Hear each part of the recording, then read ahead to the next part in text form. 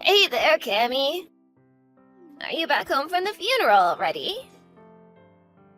Hello there, Aaron. I noticed that you weren't at my husband's funeral despite the fact that you're his mother. Yes, I really wanted to be there, but I just had so many things going on. You were too busy to attend your own son's funeral is what you're telling me. Didn't you want to have your last goodbye with him before he was cremated? Well, I would have liked to, but I feel like there really wouldn't have been a point. I mean, you know that Tom hadn't been talking for some years before he passed away. But it isn't like you two had a fight and decided not to talk to each other ever again or anything like that, right? Actually, I suppose you could say something similar happened between us, actually. Tom borrowed money from me and then just moved out to live on his own. Not to mention that he hardly ever called home. He basically abandoned his family and wasn't a good son during his life.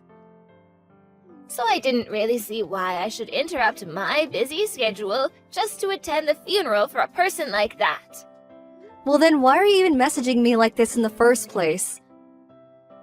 Well, now I'm not so busy, so I think I have the time to head over and see where you're keeping him. Oh, I see. Well, if you wanted to come and pay your respects, I think that'd be really nice, actually. In fact, I think he would really like it if you did. Oh, yes, that's right. I'll be coming over to pay my respects. In fact, I'm going to be paying my respects to him every single day. You're going to visit him every day? Sorry, I'm a little confused. Are we talking about the same things right now? Well, I mean that as of tomorrow, I am going to be living in your house. So get a room ready for me, thanks. Sorry, I still don't understand. You want to live with me? Did you mean to say that you were going to be living near me or something? I don't get what you mean by that. I meant exactly what I said. I'm going to be moving into your house, and you and I are going to be living there together. So you're really going to move here? But who are all you bringing with you? Oh, not many people, just me, my husband, and our daughter. That is to say, your sister-in-law. Hold on just a second. Why are you doing all this? I don't understand. Well, the house that you're living in right now belonged to Tom, didn't it? So, as his closest blood relatives, we should have a right to live in that house too. There are plenty of mixed-generation houses who a couple takes in one set of parents to live with. I heard of that happening, but you have a house. Why do you need to move into mine? I mean, why would you put yourself through all this just to share a living space with me? Well, we actually don't have another house since we sold our old place. You're not serious, are you? You sold your family home? You do know that it was my grandfather who built that house, don't you? And that explains why it's rotting and falling apart now. It's not fit for a family to live in. There's leaking when it rains, and the foundations of the house are starting to rot, which is making the house start to slant. Normally, a house like that would never even sell on the market, but we had a family friend willing to buy it for a discounted price. The timing couldn't have been better, though. So then you really sold your house when you could have just hired someone to repair it. Repair it? In the state it was in, it would have been cheaper to just buy a new house. We had repair costs for everything wrong with our house quoted at around $200,000. So we just thought that it would be easier to sell it and move into a new place. That is to say, your place. That way it wouldn't cost us anything. I suppose you have a point there, but even so, this is all happening a bit too suddenly for me. Well, I am so sorry about that. We just decided to move in with you the other day, you see. I understand that, but you didn't talk to me about this once before now. Well, that's because we decided as a family. So anyways, we're going to be arriving tomorrow in the evening, okay? So the least you could do is clean up around the house a little and try to make it look presentable. Can we just slow down for 1 second? I mean, there's a way to change your mind about this at all. That's right. We've made our decision and we don't intend on changing it. Besides, you are just Tom's wife. You don't have an actual right to tell us what we can and can't do now that he's gone. But I'm going to be away at work around the time that you're going to be coming over. I work in the evening. Well then, just leave a spare key for the house in the mailbox or something, jeez. We've already packed up our things and have been stacking boxes getting ready to load into moving vans. See you soon, Cammy.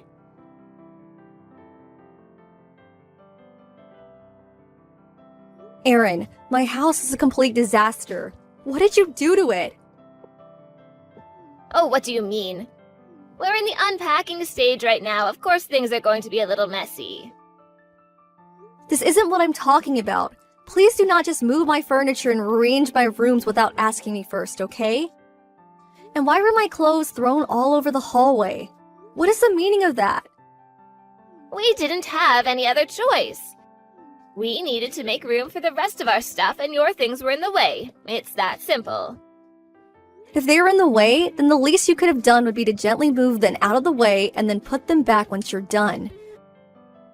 You even moved Tom's urn from over the fireplace. Do you really not see anything wrong with this at all? Oh, please, I just moved it off the ledge where I could have fallen. I'm sure my son's spirit will forgive me for doing so. And where are the three of you right now? Did you all step out even though the house is a total disaster now? Well, we were getting tired of all the moving and rearranging, so we went out to eat. We looked up a really good Chinese spot here in town. I think we might be regular here, it's so tasty. I am so happy you're already setting in well into the neighborhood. So, anyways, while we're all out eating, would you mind tidying up just a little? I mean, the least you could do is make sure that we have a space to sleep tonight when we get back. Excuse me? You want me to clean up this mess by myself? Well, yes. I mean, you're my daughter-in-law, that's your job. It's all thanks to the efforts of my late son that you're even able to live in a house like this. So the least you can do is take care of his family now that he's gone. But I just got home from work and I'm exhausted. Oh, you think you're exhausted? We've been moving things all day. If you're looking for pity from us, you've come to the wrong people. Honestly, you really have no idea just how spoiled you are. All you ever do is complain about every little thing.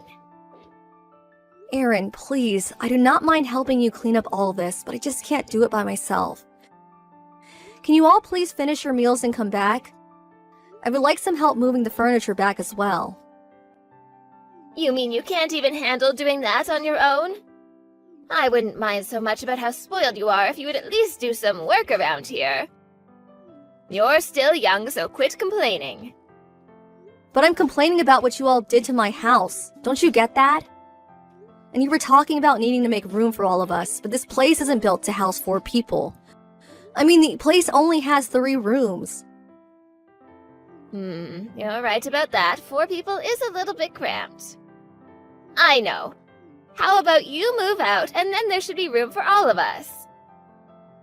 You're asking me to move out of my own house? Why do you keep calling it your house? We all know that Tom was the real owner. And as his closest family, that means that what's his is ours. You have no say in any of this at all. And we are well within our rights to throw you out of the house if we so choose. What are you talking about? I'm the owner of the house.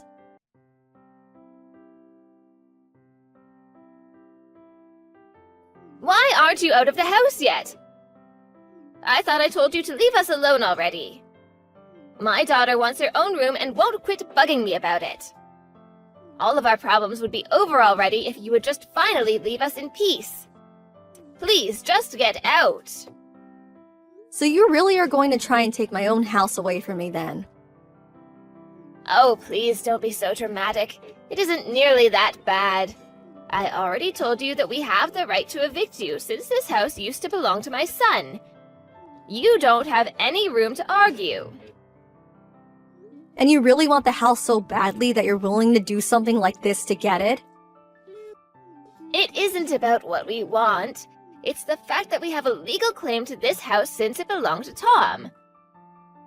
Now, you're going to leave peacefully and let us get on with our lives or else. Okay then, if that's really how you feel about it, I guess I'll leave. I was actually thinking about moving away from here anyways. Oh, really? Well, in that case, get lost and go moving there. We're going to be living in this house from now on, and we don't need you getting in our way all the time. I already said that I was going to leave. I'll be out of your hair before the day is done. Although I should warn you that Tom didn't leave anything behind. There was no inheritance of his to claim.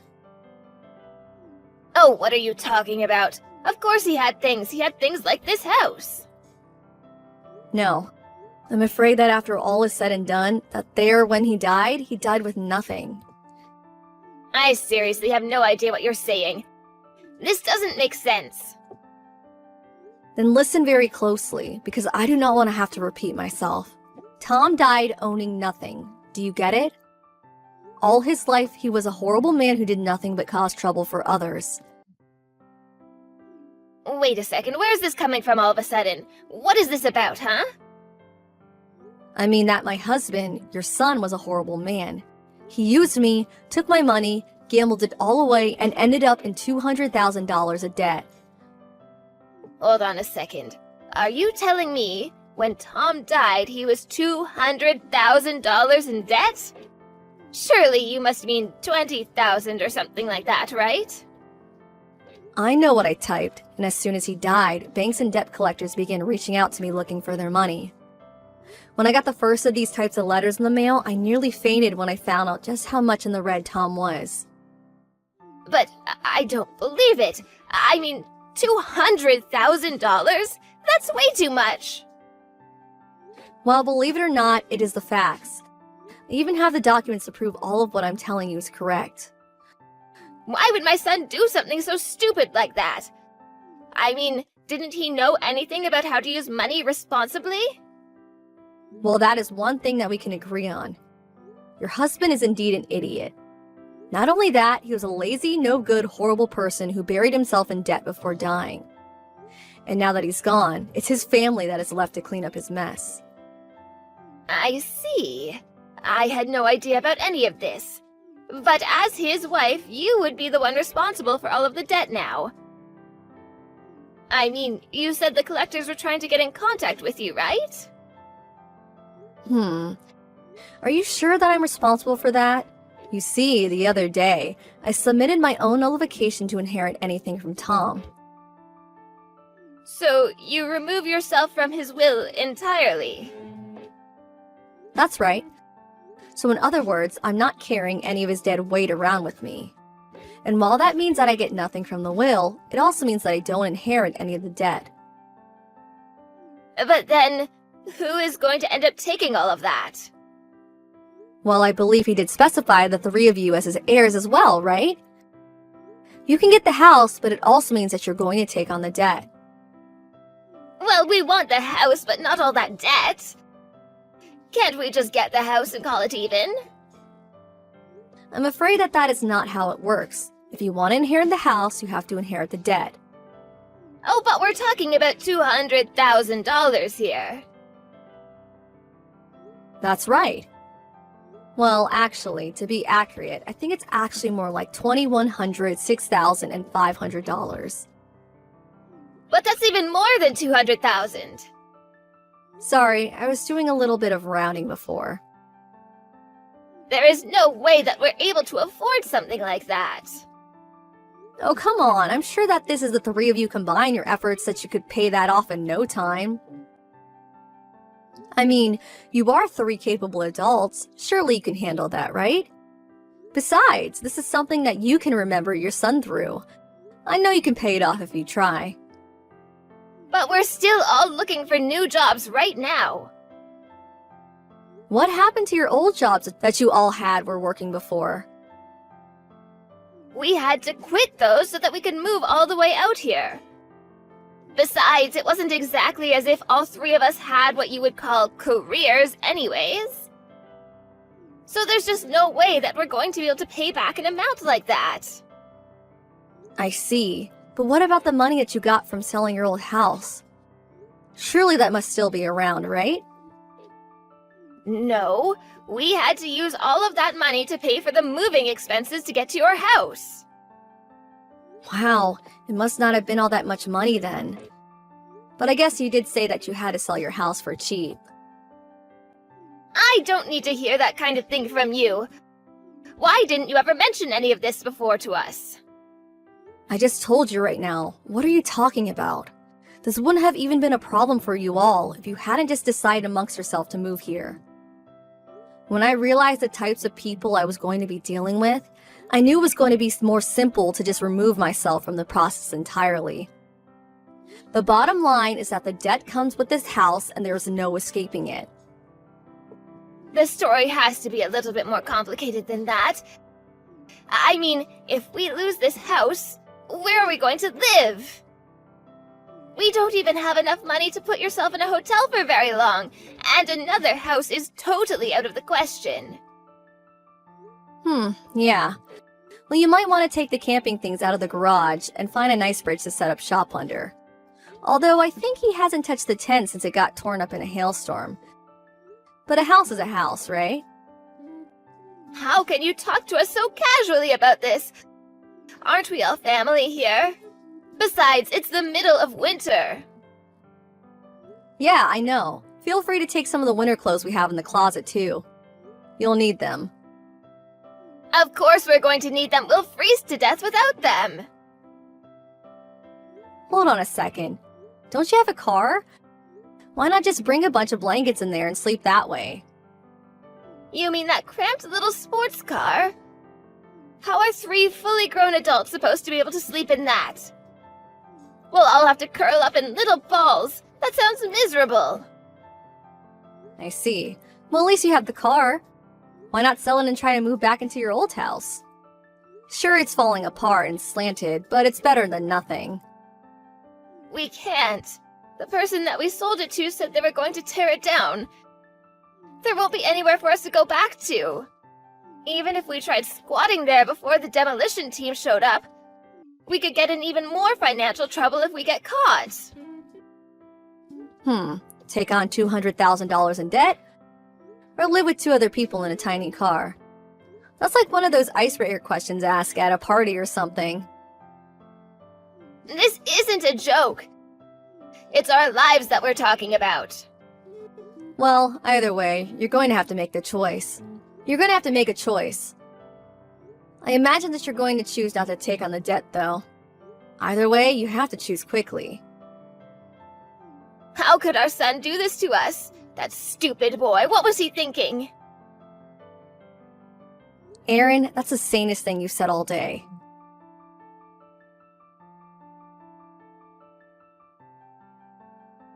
Cammy, are you there? I have a little favor to ask of you. Is there any way that I could get you to help us out just a little? Well, it's been a while since I've last heard from you. How have things been going? Please, we desperately need money. We can't keep going on like this. Oh my, well where are you all right now, and what are you all doing? We're still living in the house. This damned house our stupid son left us. So then you chose to take on all that debt? We didn't have any other choice. We wanted to leave it first, but we couldn't. Huh? Well, what is that? What brought you back to live there? After the first week of trying to live and sleep in that car, we were all so sore and uncomfortable. My husband can barely even move now. Oh my, I suppose spending that much time in such a cramped space really can't be good when your joints are that old. It's like you're living in an airline seat or something. Well, anyways, that's why we had to go back to the house. We just couldn't stand to live like that anymore. And it sounds like the choice has been made for you. We even tried to camp outside a little, but it was so freezing cold we couldn't do it. Yeah, I mean, we are in the dead of winter over here. I don't blame you for that. It was either take on the debt or destroy our bodies. We thought about selling the house and putting it towards paying off the debt as well.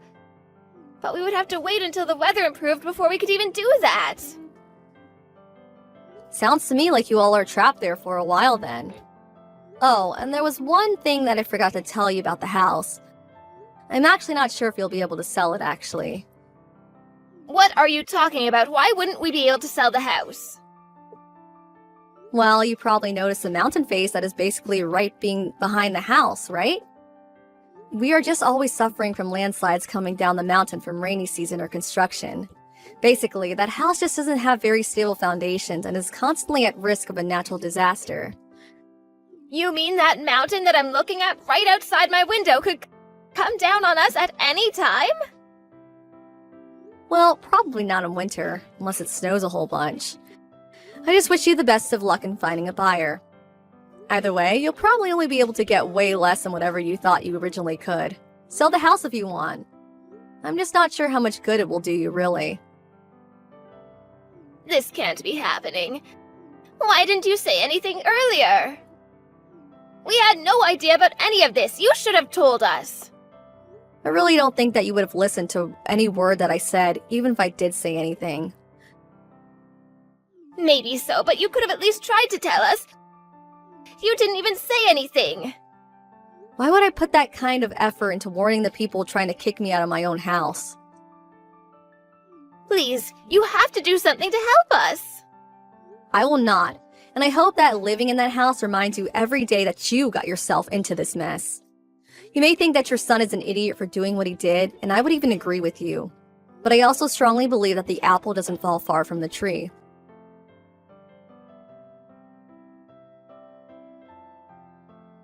In the end, Erin and her family stayed in the house and took on the $200,000 of debt. That spring, however, the melting of all the snow on the mountain caused a huge flood that heavily damaged the house. Since they all lacked the money to pay for any kind of insurance, they had to leave their flooded home with nothing in hand. Now, they all live in a tiny apartment, doing their best working multiple jobs. As for me, I returned home to live with my parents for a while. While there, I met up with an old crush of mine and soon we were dating. He's very nice and kind and nothing like Tom was. All I want to do now is forget all about him and start my life over again.